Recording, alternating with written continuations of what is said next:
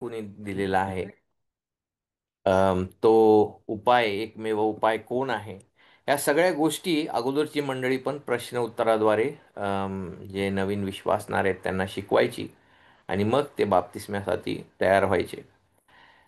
तर ही जी कॅटेकिझम आहे तिथं पण मनुष्याची दुर्दशा, मनुष्य न्यायास पात्र आहे आणि तरी देखील देवाने असा अद्भुत मध्यस्थ पुरवलेला आहे, ख्रिस्त येशू. त्याबद्दल ह्या कॅटेकिझममध्ये शिकवलेलं आहे. आणि तो अद्भुत मध्यस्थ पूर्णपणे देव आहे, पूर्णपणे मनुष्य आहे.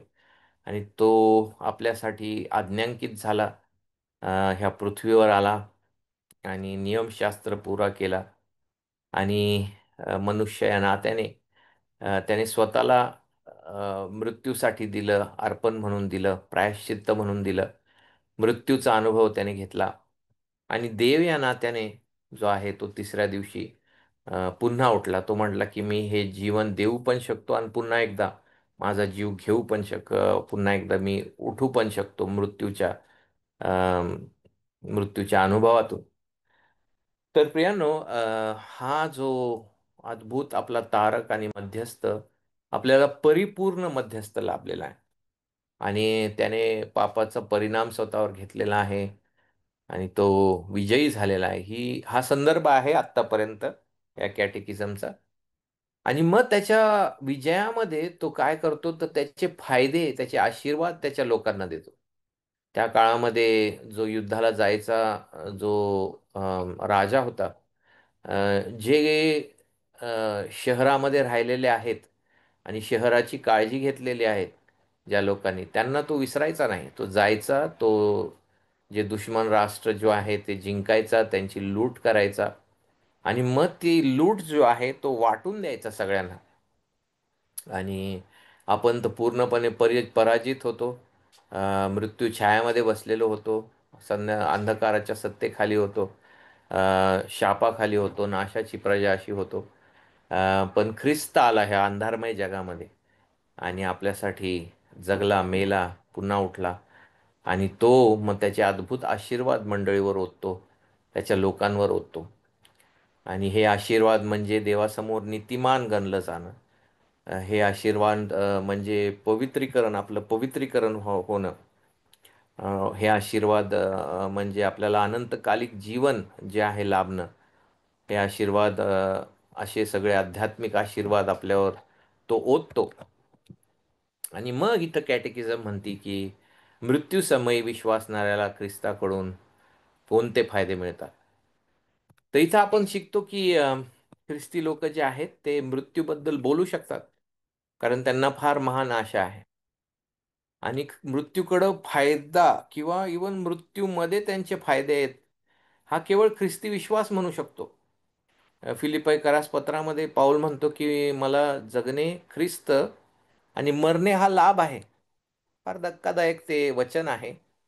अम, आता त्याला ख्रिस्ताने जिंकलेला आहे आणि ख्रिस्तासाठी तो जगत आहे. ख्रिस्तावर त्याने विश्वास ठेवलेला आहे आणि जगण्याचा हेतू आता ख्रिस्त झालेला आहे त्याचा. आणि जगणे हे ख्रिस्त म्हणजे त्याचं सर्व काही, उठणं बसणं आणि सगळ्या गोष्टी करणं, ख्रिस्ताच्या मंडळीची काळजी घेणं, हे सर्व ख्रिस्तासाठी. आणि म्हणूनच मरणे लाभ असं होतं. जर का आपण कोणचीही ख्रिस्ता व्यतिरिक्त गोष्ट तिथं टाकू त्या यादीमध्ये, जगणे हे माझं स्वास्थ्य, पण मरणे कसं लाभ होणार? मग आपलं सर्व हेल्थ आणि आपलं स्वास्थ्य आपल्याला सोडून जायचं आहे. जगणे माझी श्रीमंती आणि मग मरणे कसं लाभ होणार? लाभ होऊ शकत नाही. श्रीमंती पण आपल्याला इथं सोडून जायची आहे. जगणे माझा अभिमान, जगणे माझं सौंदर्य, जगणे माझी प्रसिद्धी, ही ख्रिस्ताची जागा घेऊ शकत नाही. आणि घेतली तर मग मरणे हा लाभ जो आहे तो राहत नाही, तर मरणं हा मोठा धोका राहतो किंवा तोटा होतो. पण केवळ जेव्हा जगणे ख्रिस्त असतं, ख्रिस्त जेव्हा आपल्याला तारतो आणि आपल्याला त्याच्या गौरवासाठी जगण्याची कृपा देतो, तर तेव्हाच मरणे हा लाभ होतो. तर इथं उत्तर त्यांनी असं लिहिलेलं आहे की विश्वासणाऱ्यांचे आत्मे त्यांच्या मृत्यूसमयी पवित्रतेमध्ये परिपूर्ण केले जातात. आता इथं आत्म्याबद्दल लिहिलेलं आहे की विश्वासणाऱ्यांचे आत्मे. कारण तुम्हाला माहित आहे का की आपण फक्त जसं नास्तिक लोक आणि जगाचे लोक जे म्हणतात की आपण फक्त एका अकस्मात अम, ज्या पाण्यामध्ये अकस्मात रीतीने आपण अस्तित्वात आलेलो आहे. जे निर्जीव गोष्ट आहे त्याच्यातून जीव बाहेर निघालेला आहे आणि आपण सत्य शेवटी फक्त केमिकल आहोत, चालते फिरते केमिकलचा समूह. अम, पण तसं आपण वागत नाही. आपण वेगळ्या रीतीने जगतो आणि वागतो. पण आपल्याला आणि आपल्या लहान मुलांना जग असं शिकवत आहे की नाही, अकस्मात रीतीने अपघातिक रीतीने मनुष्य जो आहे तो आलेला आहे माकडांपासून, प्राण्यांपासून, आणि आपल्यामध्ये असं काही विशेष आणि वेगळं नाही. आणि आपण मरणार एक दिवस, आपले शरीर पुन्हा एकदा केमिकल होणार, ह्या निर्मितीमध्ये विसंबून जाणार. अम, आणि आपला फोटो लटकणार आणि काही वर्षानंतर तो फोटो पण जो आहे तो लोकांच्या मनामधून निघून जाणार. तर किती हे असह्य असं विचारसरणी आहे. पण बायबल जेव्हा आपण उघडतो तेव्हा आपल्याला पाहायला भेटतं की देवाने मनुष्याला त्याच्या प्रतिमेमध्ये घडवलेला आहे. त्याचा श्वास त्याच्यामध्ये फुंकलेला आहे आणि त्याला सजीव असं केलेलं आहे. आणि आपल्याला माहिती आहे की पाऊल बाहेरील माणूस आणि आंतरिक माणूस ह्याबद्दल बोलतो. जीव, आत्मा, शरीर असं बायबल आपल्याला सांगतं. तर आत्मा आहे प्रत्येक मनुष्याला देवाच्या प्रतिमेमध्ये घडवल्यामुळं एक अनंतकालिक आत्मा आहे. आणि विश्वासणाऱ्याचे जे आत्मे आहेत ते मृत्यूसमयी पवित्रतेमध्ये परिपूर्ण केले जातात. बऱ्याचशा वेळेस जे शरीर आहे ते पवित्र वाटत नाही मृत्यूच्या समयी. क्षीण होतं, अशक्त होतं, दुर्बळ होतं. त्याचा वास यायला लागतो. लोक लवकर घाई करतात ते पुरण्यासाठी, वगैरे वगैरे. पण प्रियांनो, विश्वासणाऱ्याचा जो आत्मा आहे तो मृत्यूसमयी पवित्रतेमध्ये परिपूर्ण केला जातो. किती अद्भुत आहे हा विचार आणि हे सत्य. अ, जर का आपण जॉन मॅकर्थर जे मागच्या महिन्यामध्येच प्रभूकडे गेले, त्यांचे काही व्हिडिओज पाहतो, तर त्यांना विचारण्यात आलं की जेव्हा मृत्यू येणार किंवा हे जीवन संपत असताना अशी कोणची महान अपेक्षा किंवा कोणत्या महान गोष्टीसाठी तुम्ही आतुरलेले आहात. आणि त्यांचं उत्तर हे होतं की माझा पापासंगती जो झगडा आहे किंवा जे देहासंगती जो उरलेला पापी स्वभाव आणि जो जुना आदाम जो आहे पुन्हा एकदा माझ्या संगती माझ्यामध्ये युद्ध करतो किंवा मला खाली खेचण्याचा प्रयत्न करतो, या सगळ्या संघर्षापासून मला विसावा मिळेल. हे जे पवित्र युद्ध आहे प्रियानो, विश्वासणाऱ्याचं जीवन म्हणजे सैतान व त्याचे दुष्टात्मे त्याच्या विरुद्ध असतात. त्याचा उरलेला पापी स्वभाव जो आहे त्याला खाली खेचण्याचा प्रयत्न करतो आणि हे जग आणि जगाची विचारसरणी पण त्यांच्या विरुद्ध असते. तर तो जो झगडा आहे, ते जे युद्ध आहे, अ, मरत्या क्षणी ते संपून जातं आणि तो आत्मा जो आहे पवित्रतेमध्ये परिपूर्ण केला जातो. तर हे जे अद्भुत सत्य आहे लूक 23 आणि 43 मध्ये येशू ख्रिस्त त्या चोराला म्हणतो की आज तू माझ्या संगती सुखलोकात असशील. आणि तो तर चोर आहे आणि आयुष्यभर त्यांनी चोरी केलेली आहे, त्याने बंड केलेला आहे, त्याने देवाला दुखवलेला आहे, लोकांना दुखवलेला आहे. त्याचा आत्मा जो आहे स्वार्थी आणि पापी होता. पण येशू इथं 43व्या वचनामध्ये त्याला म्हणतो की मी तुला खचित सांगतो की तू आज माझ्याबरोबर सुखलोकात असशील. तर हा पापी मनुष्य जो आहे त्याला क्षमा येशू देत आहे. आणि केवळ क्षमा नाही तर कोण कसं तो सुखलोकात असणार बरं, त्या पवित्र ठिकाणी आणि त्या पवित्र राजा संगती, त्या अद्भुत प्रभू येशू ख्रिस्ता संगती. अम, तर तो ख्रिस्तामध्ये आल्यामुळं आणि त्याचा आत्मा ख्रिस्तामध्ये आल्यामुळं तो स्थानिक रीतीने पवित्र झालेला आहे. म्हणून आपल्यासारख्या पापी विश्वासणाऱ्याला पण संतगण असं बायबलमध्ये म्हटलेलं आहे. ही आपली ओळख आहे आणि स्थानिक रीतीने ही आपली ओळख आहे. आणि आपण ख्रिस्तामध्ये असल्यामुळं आणि देव आपल्याला ख्रिस्तामध्ये पाहत असल्यामुळं आपण सुखलोकात असणार. बऱ्याचशा लोकांना वाटतं की जर का मरायच्या दिवशी जर का मी माझे जे दैनंदिन पाप आणि ज्या चुका आहेत त्या कबूल नाही केल्या आणि अचानक मृत्यू आला ॲक्सिडेंटनी, तर मी जे आहे बचावणार नाही. पण ते लोक काय विचार करतात की माझं स्वर्गात जाणं माझ्यावर अवलंबून आहे आणि माझ्या इवन पश्चातापावर किंवा माझ्या कृतीवर अवलंबून आहे. आणि ते जर का बॅलन्स पेंडिंग असलं आणि त्या दिवशी आणि अचानक माझा मृत्यू झाला, तर मग जे आहे मी स्वर्गात जाणार नाही. पण ते चुकीचं आहे. होय, आपण आपले पाप लवकर कबूल केले काय पाहिजे, प्रभूकडे जावं गेलं पाहिजे. जो खरा विश्वासणारा आहे त्याला जे आहे तसं राहणं आवडत नाही आणि त्याला जे आहे प्रभूकडं सातत्याने येण्याची इच्छा होते पवित्र आत्म्याद्वारे.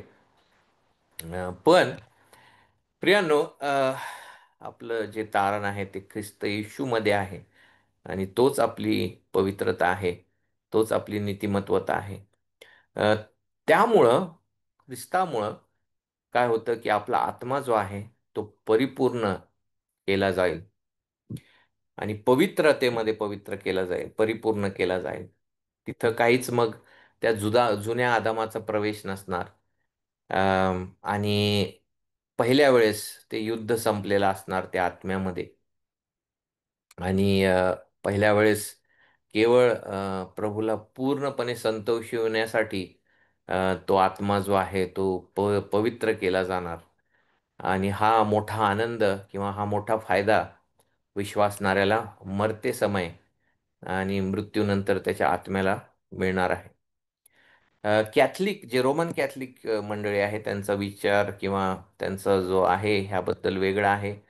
अम, त्यांचं जे आहे विश्वास अधिक आपलं आज्ञापालन,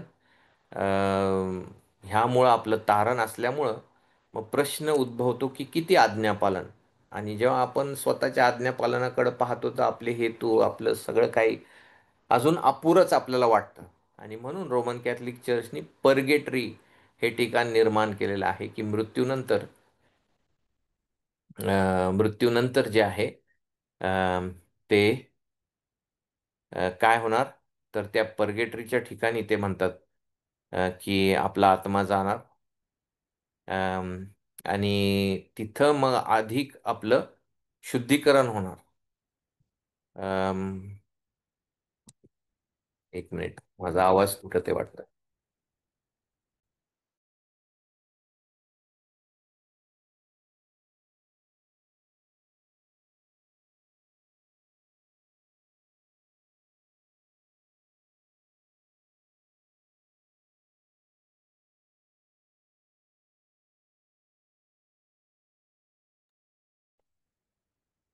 तर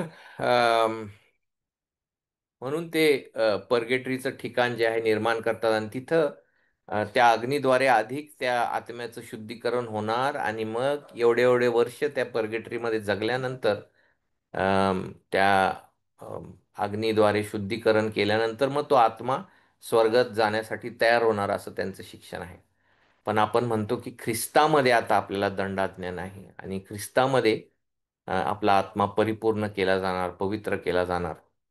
आणि मग उत्तर आहे की आणि तात्काळ गौरवात प्रवेश करतात. तर इथं 7 डे ॲडव्हेंटिस्ट लोक जे आहे ते सोल स्लीप असा विश्वास ठेवतात की त्यांचा आत्मा जो आहे तो पण झोपी जातो आणि त्या आत्म्याला काहीच जाणवत नाही. तो झोपी गेलेला आहे. जो जे विश्वासणारे आत्ता मरतात. पण ते चुकीचं आहे. का? कारण तात्काळ तो आत्मा जो आहे गौरवात प्रवेश करतो. फिलिपई 1:23 मध्ये फिलिपैकरास पत्र याचा पहिला अध्याय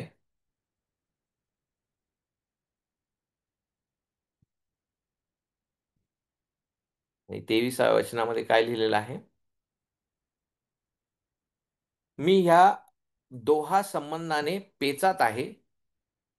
येथून सुटून जाऊन ख्रिस्ताजवळ असण्याची मला उत्कंठा आहे. कारण तर देहात राहण्यापेक्षा हे फारच चांगले आहे. तर पाऊल म्हणत आहे की मी इथून सुटून ख्रिस्ताकडे जाणार. इथून सुटून मी ख्रिस्ताकडे जाणार. आणि येशूने पण त्या चोराला सांगितलं की आज तू माझ्या संगती सुखलोकात असशील.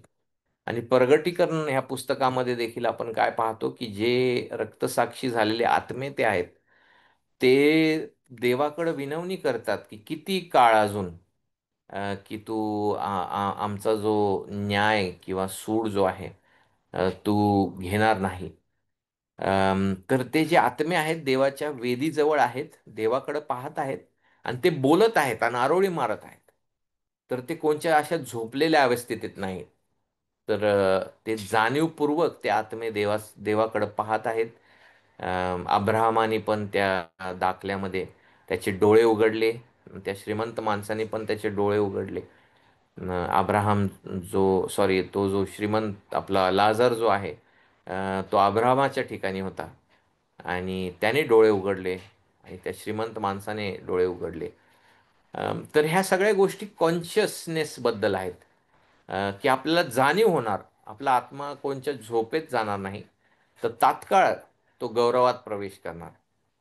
आणि त्या आत्म्यामध्ये आपल्याला काय दिसणार आपल्याला माहीत नाही, त्याचा सगळे डिटेल दिलेले नाही आहेत. पण कानाने ऐकलेलं नाही आणि डोळ्याने पाहिलेलं नाही अशा अद्भुत गोष्टी ज्या आहेत. अन- आणि प्रेषित पाऊल जो आहे तो म्हणतो की मी तिसऱ्या आकाशात म्हणजे अंतराळात घेतलं गेलो आणि त्या गोष्टी मी पाहिलेल्या आहेत. कदाचित दृष्टांतामध्ये त्या पाहिलेल्या आहेत आणि मी त्या गोष्टीबद्दल सांगू शकत नाही असं पाऊल म्हणतो. तर खूप अद्भुत असं ते दृश्य असणार. आपला आत्मा जेव्हा मृत्यूनंतर तिथं घेतला जाणार आणि त्यांची शरीरे ख्रिस्ताशी अजूनही जोडलेली असल्यामुळे पुनरुत्थानापर्यंत कबरेमध्ये विश्रांती घेतील. आता बऱ्याचशा लोकांना असं वाटतं की फक्त माझा आत्मा तारला गेलेला आहे, देवाला माझ्या शरीरासंगती जास्त काही रस नाही. पण तसं नाहीये प्रियानो. त्याने आपला जीव आत्मा पूर्णपणे आपल्याला विकत घेतलेला आहे त्याच्या मौल्यवान रक्ताने. आणि ख्रिस्त जो आहे तो कबरेतून बाहेर एका आत्म्यासारखा आला असता. पण तसं नाहीये की तर तो गौरवी शरीर धारण करून बाहेर आलेला आहे. आणि देवाला आपल्याला दाखवायचं आहे की जसं सैतानाने सर्व धुमाकूळ घातला आणि सर्व काही अंधारात टाकलेलं आहे आणि ह्या शरीरामध्ये पाप होत गेलेले आहे आणि आपला आत्मा पण दूषित झाला पापामुळं, आपल्या शरीरामध्ये देखील आपण पाप केलेले आहेत. तर देवाला ख्रिस्तामध्ये परिपूर्ण विजय हासिल करायचा होता आणि मग ख्रिस्त देखील प्रथम फळ म्हणून उठविला गेला आणि त्याला ते गौरवी शरीर प्राप्त झालं. आणि विश्वासणारे जे आहेत त्यांच्या शरीरामध्ये पण देवाला रस आहे. आणि देवाला काही अशक्य नाही. काही विश्वासणारे समुद्रामध्ये पडून मेले असतील, बुडून मेले असतील. काही विश्वासणारे जे आहेत त्यांचं जे आहे चुकून काहीतरी त्यांचा अंतविधी काही परिस्थितीमुळं जे आहे वेगळ्याच रीतीने केलेलं आहे आणि त्यांची राख झालेली आता. काही विश्वासणाऱ्यांचं माहीत नाही कुठं काही प्राण्यांनी त्यांना गिळंकृत केलेले आहेत, कुठं कोणत्या जंगलात त्यांचे हाडं जे आहेत ते पडलेले आहेत. पण देवाला काहीच अशक्य नाही. देवाला काही अशक्य नाही. देव जो आहे नवं आकाश आणि नवी पृथ्वी एका शब्दाने बनवणार आहे. तर मग आपले जे शरीर कुठं असतील तिथं तो पुन्हा एकदा ते उठवण्यास समर्थ आहे. आणि आपल्याला माहिती आहे की पहिले थेसल 4:14 बायबल आपल्याला सांगतं. काय सांगतं पहिले थेसल आणि 4:14? बायबल स्टडीमध्ये तुम्ही हे कव्हर केलेलं आहे. फार मोठी आशा आहे या 4थ्या अध्यायामध्ये आपल्याला पहिले थेसल आणि 4:14 असं लिहिलेलं आहे की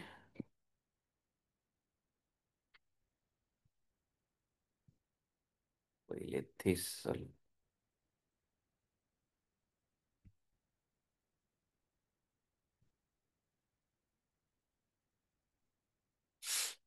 कारण येशू मरण पावला व पुन्हा उठला असा जर आपला विश्वास आहे, तर त्याप्रमाणे येशूच्या द्वारे जे झोपी गेलेले आहेत त्यांना देव त्याच्याबरोबर आणील. आणि मग पाऊल सांगतो की जे मेलेले आहेत ते प्रथम जे आहेत ते उठविले जातील. आणि आपल्याला माहिती आहे की फक्त त्यांचे आत्मे उठवले जाणार नाही, तर त्यांचा जो आत्मा जो आहे ऑलरेडी जो ख्रिस्ताकडे आहे, अम, तो पण येशू ख्रिस्ताबरोबर येणार आणि नवीन शरीर आपल्याला प्राप्त होणार. गौरवास पात्र आणि गौरवी शरीर जे आहे ते आपल्याला प्राप्त होणार. त्या नव आकाश व नव पृथ्वीमध्ये जगण्यास योग्य असे जे शरीर आहेत ते आपल्याला प्राप्त होणार. बरेचसे लोक म्हणतात की हे नवीन आकाश आणि नवीन पृथ्वी म्हटलेलं आहे प्रगटीकरणाच्या पुस्तकामध्ये. तर नक्कीच मग तिथं आपल्याला वाटतं की काही जबाबदाऱ्या देण्यात येणार आहे आणि ते कसं असणार आपल्याला माहीत नाही, पण अद्भुत असं ते ठिकाण असणार. आणि आपल्या गौरवी शरीराचा उपयोग पण प्रभूच्या गौरवासाठी, त्याचा वापर आणि त्याची सेवा करण्यासाठी तिकडं आपल्याला कारणीभूत असं ठरणार आहे ते शरीर. आपल्याला जास्त माहीत नाही की आपण काय नेमकं करणार, पण नक्की त्याची आराधना व त्याचं गौरव आपण निहाळणार. आणि येणाऱ्या युगांमध्ये इफिस 2 लिहिलेलं आहे की येणाऱ्या युगांमध्ये तो अधिक आणि अधिक आपल्याला त्याचा चांगुलपणा जो आहे तो दाखवणार. म्हणजे देव किती अद्भुत आणि असीमित त्याचा चांगुलपणा आहे. आणि आपण विश्वासणारे जो आहे तो चांगुलपणा अनुभवायची केवळ सुरुवात केलेली आहे. आणि तिथं मग सर्व काळासाठी आपण अधिक आणि अधिक त्याला जाणून घेणार, त्याचं गौरव पाहणार. आणि खरं पाहिलं तर देव जो आहे त्याला पूर्णपणे जाणणं अशक्य आहे. म्हणून आपण कधीही स्वर्गामध्ये असं म्हणू शकणार नाही की एवढे वर्ष झालेले आहेत, आता देवाचं सर्व गौरव मी पाहिलेलं आहे, देवाचं सर्व समृद्धी मी पाहिलेली आहे, देवाचं सर्व चारित्र्य मी ओळखून घेतलेलं आहे, देवाचे सर्व प्रेम मी अनुभवलेलं आहे. आणि दी एंड आता मी बोर होणार इथून पुढं स्वर्गामध्ये. पण तसं कधीच होणार नाही. देव जो आहे अगम्य, असीम, अफाट असा देव आहे. त्याची महानता जी आहे ती कितीही आपण शोधायचा, त्याच्या अंत जो आहे शोधायचा प्रयत्न केला तरी आपण त्याची महानता जी आहे ती शोधू शकणार नाही. असा आपला देव आहे. तर काय होणार? तर आपले शरीर उठवले जाणार आणि जो गौरवी आत्मा ऑलरेडी ख्रिस्तासंगती आहे तो त्या गौरवी शरीरासंगती एकजूट होणार आणि आपण निरंतर प्रभूची सेवा आणि प्रभूच्या संगती असणार आहे. आणि सध्या जे विश्वासात मेलेले आहेत त्यांचं शरीर मग तिथं विश्रांती घेत आहे, पण त्यांचा आत्मा प्रभूकडं आहे. हे बायबलचं शिक्षण आहे. तर हा फायदा होणार. आणि म्हणून ह्याचं लागूकरण आपल्या वैयक्तिक जीवनामध्ये असं होऊ शकतं की जास्त आपण मरणाच्या भयात राहणं हे चांगला प्रतिसाद नाही. जर काय आपण बायबलमध्ये वाढत आहोत, विश्वासामध्ये वाढत आहोत, तर मग विश्वासाने ह्या गोष्टी आपण पाहिल्या पाहिजे आणि घेतल्या पाहिजे. आणि विनाकारणच्या अति मरण भयामध्ये आपण बसता कामा नाही. आणि विश्वासणारा जो आहे जेव्हा प्रभूमध्ये मरतो, जरी आपल्याला फार प्रिय तो विश्वासणारा आहे, तरी परराष्ट्रीयांसारखा आपण शोक करत बसायचं जो आहे तो प्रतिसाद योग्य नसणार. हो, आपल्याला दुःख वाटतं, आपण शोक करणार. पण प्रभूमध्ये खूप मोठी आपल्याला आशा आहे आणि आपण अशा दृष्टिकोनातून पाहायला पाहिजे, की हा माझ्या मोठ्या फायद्याचा दिवस आहे किंवा हा जो विश्वासणारा प्रभूमध्ये निजलेला आहे, हा फार त्याचा किंवा तिच्या फायद्याचा आणि आशीर्वादाचा दिवस आहे.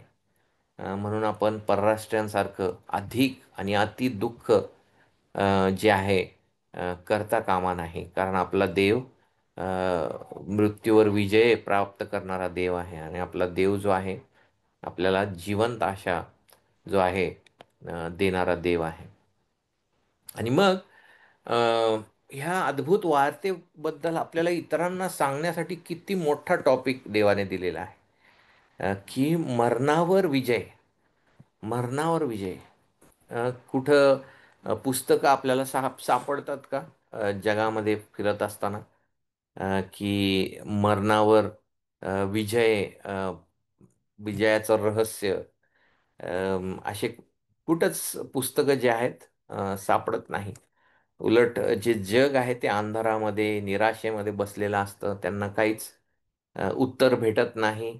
आणि त्यांना काहीच ह्यातून बाहेर कसं करायचं किंवा यायचं ह्याचं उत्तर भेटत नाही. पण केवळ विश्वासणाऱ्याला जो त्याच्याकडं हे उत्तर आहे. आणि आपल्याकडं फार महान सुवार्ता आहे आणि फार अद्भुत अशी सुवार्ता आहे. ती सुवार्ता पापाचा प्रश्न, शापाचा प्रश्न आणि मृत्यूचा प्रश्न देखील त्याबद्दल आपल्याला सांगते. आणि आपण अजून जो आहे ही वार्ता जी आहे इतरांना सांगितली पाहिजे. चर्च या नात्याने हे सत्य नेहमी आपण उचलून धरायला पाहिजे.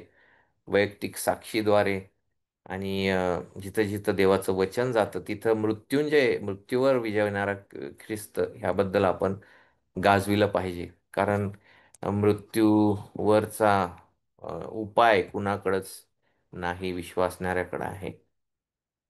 अ, आणि मग जे आहे आपण पुढच्या प्रश्नाकडं जाऊ शकतो.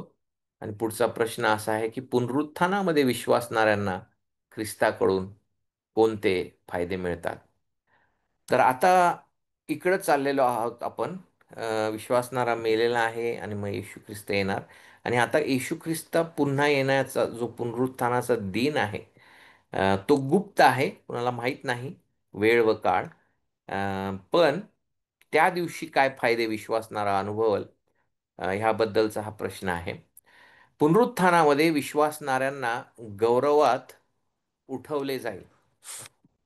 पुनरुत्थानामध्ये विश्वासणाऱ्यांना गौरवात उठवले जाईल. पाऊल कलसई 3 मध्ये म्हणतो, की आता तुमचं जीवन ख्रिस्त येशूमध्ये लपवून ठेवण्यात आलेलं आहे. आणि जगाला आपण कोण आहे ह्याची ओळख नाही.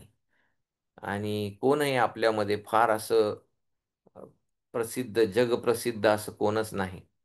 पण त्या दिवशी आपण गौरवात प्रगट होणार. त्या दिवशी अख्ख्या जगाला कळणार, की हे येशूचे लोक आहेत. आणि खरंच हे जे म्हणत होते तेच खरं आहे. आणि जो ख्रिस्त गाजवत होते हे तोच खरा ख्रिस्त आहे. आणि आपण गौरवात उठवले जाईल. फार गौरवाचा तो दिवस असणार. ख्रिस्त जो आहे, यहूदाच्या पुस्तकामध्ये लिहिलंय, की हजारोंच्या संख्येने त्याचे देवदूत, त्याचं सैन्य आणि मेलेले जे आत्मे आहेत, विश्वासणारे आहेत, त्यांच्या संगती तो निघणार आणि प्रगट होणार. आणि सर्व जग त्याला पाहणार आणि सर्व जग जे आहे त्याचं गौरव पाहणार. आणि विश्वासणारे उठवले जाणार आणि विश्वासणारे जे आहेत त्यांचं गौरवी शरीर जे आहे ते देखील ह्या सगळ्या जगाला दिसणार. आणि आपणही त्याच्या गौरवामध्ये प्रगट होणार. तो त्याचा विजयाचा दिवस आहे आणि आपल्या जाहीरपणे जगासमोर प्रसिद्ध होण्याचा तो दिवस आहे. आणि गौरवात आपण प्रगट होणार आणि गौरवी त्याच्या राज्यामध्ये प्रवेश करणार. अ, आणि न्यायनिवाड्याच्या दिवशी सर्वासमक्ष त्यांना स्वीकारले जाईल व नीतिमान ठरवले जाईल. न्यायनिवाडा होणार आणि जे सिंहासन आहे ते रचण्यात येणार. पण आपल्याला सगळ्यांच्या समक्षतेत स्वीकारले जाणार. किती अद्भुत तो दिवस असणार. मत्ते 25, 33 आणि 34 फार सुंदर वचन आहे. मत्ते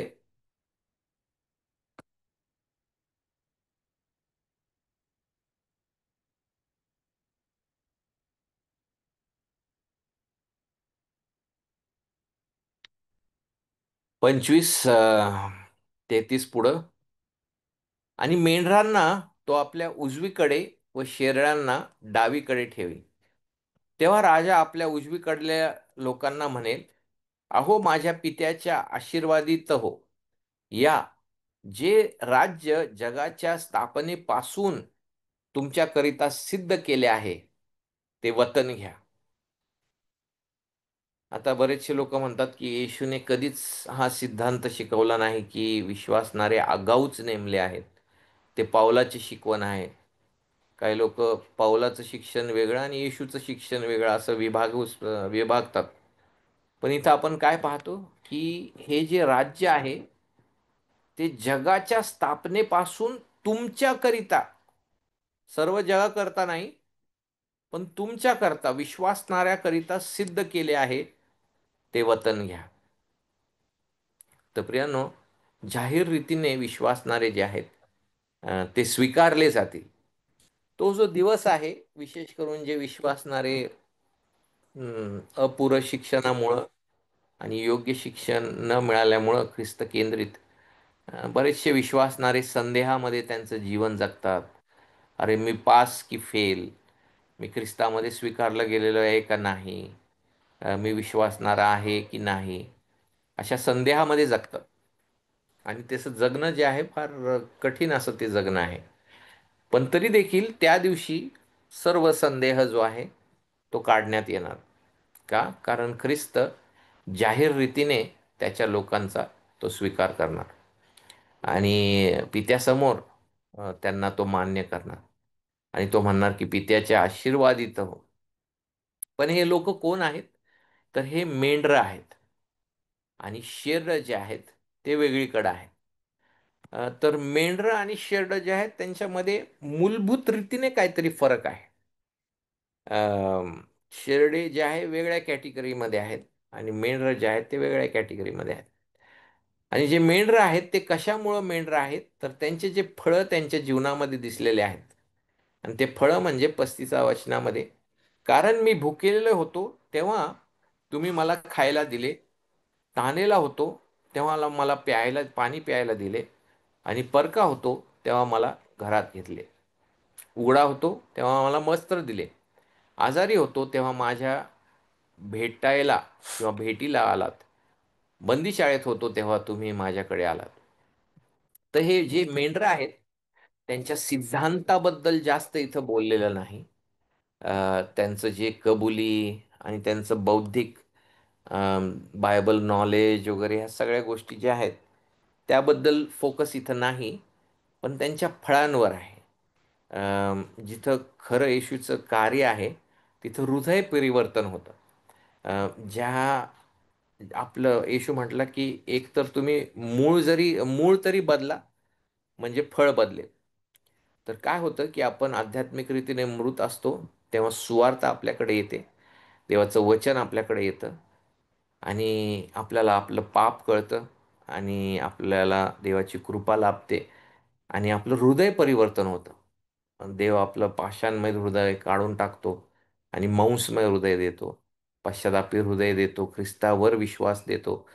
अं, आणि हा महान चमत्कार जो आहे म्हणजे पूर्ण आपले मुळच, जे कडू फळ आणणारे मुळं जे आहेत तेच बदलतो ख्रिस्त. ह्याला नवा जन्म म्हणतात, ह्याला परिवर्तन म्हणतात.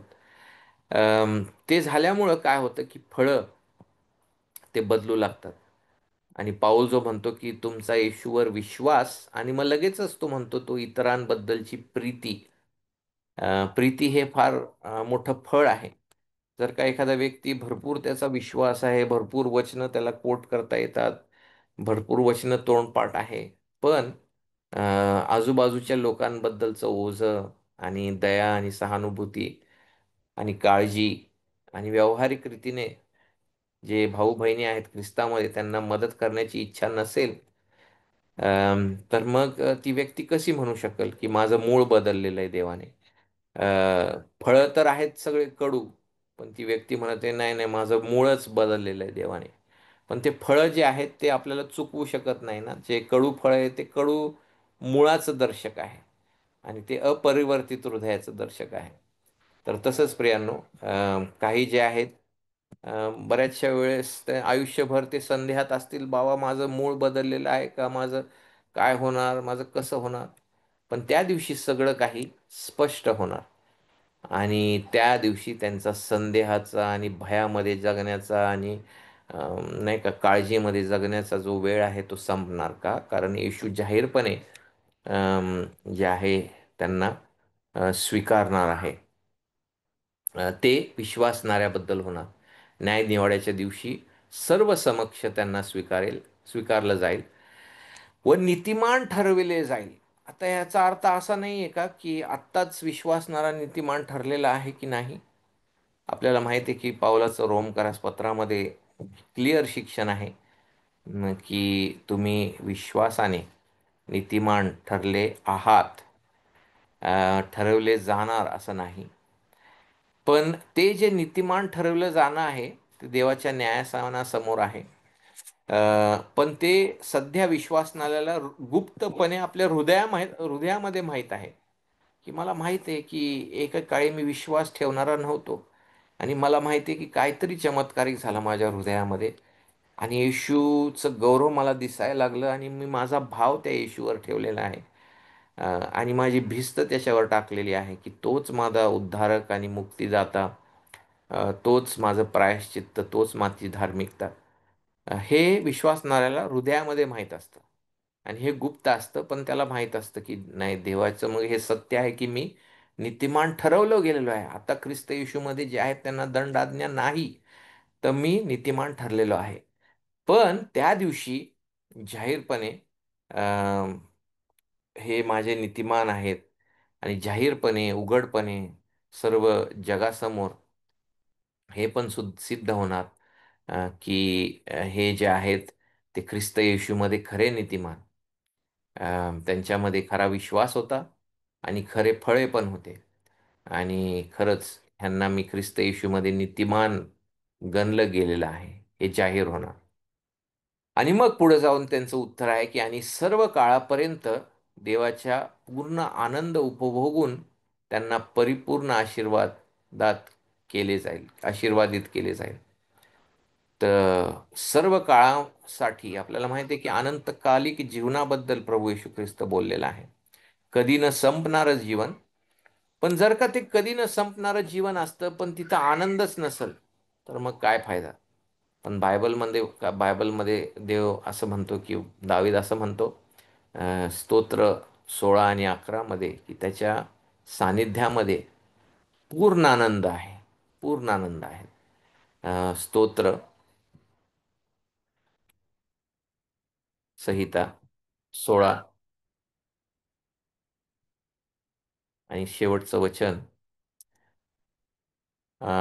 10 पासून वाचूया. कारण तू तुझा जीव अधोलोकात राहू देणार नाहीस व तू आपल्या भक्तास पूजण्याचा अनुभव येऊ देणार नाहीस.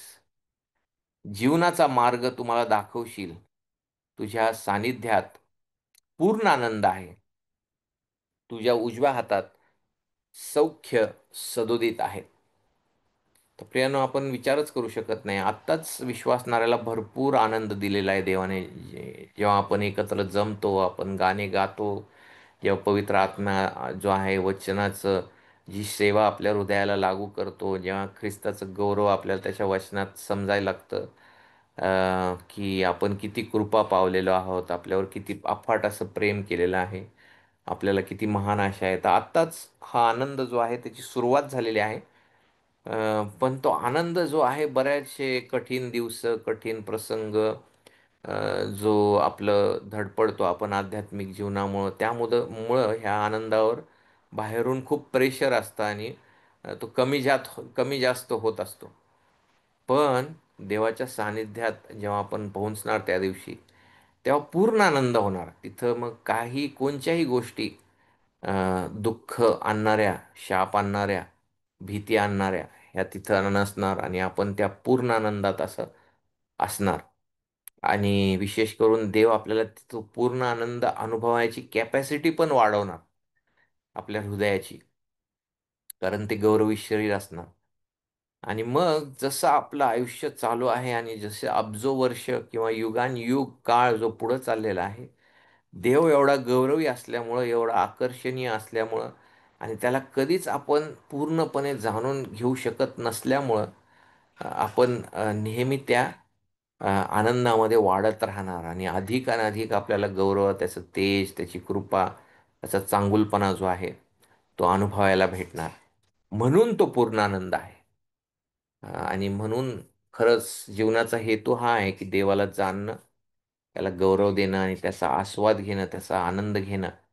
अ, हाच जीवनाचा एकमेव हेतू आहे आपल्या जीवनामध्ये. तो आपल्याला अनुभवायला भेटणार आणि ह्या सगळ्या गोष्टी पुनरुत्थानाच्या दिवशी होणार आणि परिपूर्ण रीतीने आपण आशीर्वादित जे आहेत असे लोक आढळणार.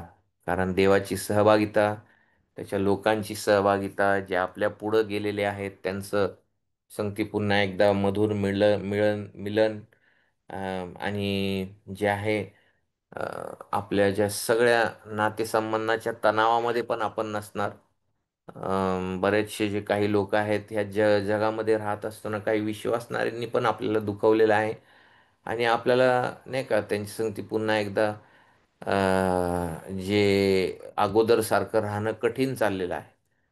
पण त्या दिवशी ते पण आपल्याला पूर्ण 100% परिपूर्ण रीतीने प्रीती आपल्यावर करणार. आपण पण त्यांच्यावर परिपूर्ण रीतीने प्रीती करणार आणि जे सर्व मनातले जे दुःख आहे ते हील होणार आहे, बरं होणार आहे आणि तिथं कुठंच नाही का तणावाला जागा राहणार नाही. दुःखाला तिथं जे आहे जागा राहणार नाही. कारण देव प्रीती आहे आणि आपण त्याच्या समक्षतेत राहणार आहोत आणि एकमेकांसंगती पण परिपूर्ण प्रीतीने आपण राहणार आहोत. तर आज मला वाटलं की हा खूप सुंदर विषय आहे की मृत्यूमध्ये विश्वासणारा काय अनुभवणार आणि कोणचे फायदे अनुभवणार आणि पुनरुत्थानाच्या दिवशी विश्वासणारा जो आहे ते कोणचे फायदे जो आहे तो अनुभवणार. तर देव करो आणि आपल्या आत्म्याला अ, ह्या वचनाद्वारे उत्तेजन देव आणि आशा देव. तर काही प्रश्न आहेत किंवा काही अधिक विचार आहेत ह्याबद्दल?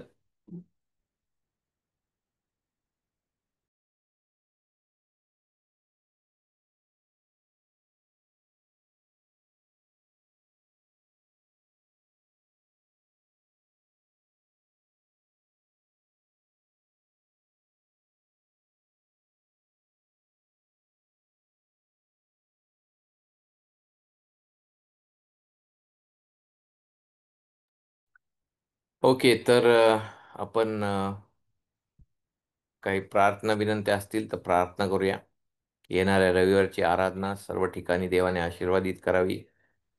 जिथं जिथं ख्रिस्त व त्याचं वचन, त्याची सुवार्ता गाजवली जात आहे तिथं देवाने कार्य करत राहावं यासाठी प्रार्थना करूया. आपल्या मंडळीमध्ये जी एलियाना, तिचं जे नाकाचा प्रश्न आहे, ते इन्फेक्शन पण देवाने कमी करावं त्यासाठी प्रार्थना करूया. आणि जे कोणी आजारी आहेत त्यांच्यावर पण देवाने कृपा करावी. तर माझ्या वडिलांना विनंती करतो की त्यांनी प्रार्थना करावी. प्रार्थना करूया. धन्यवाद प्रभू.